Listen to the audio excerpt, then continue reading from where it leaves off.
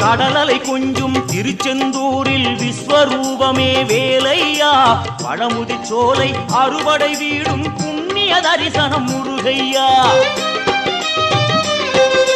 திருநீர் அணிந்து வரும் போது நெஞ்சில் நிம்மதி பிறக்குது கந்தையா சுகனே சிவனார் மகனே உன்னை பாட பாட சுகமாகுதையா வேல் முருகா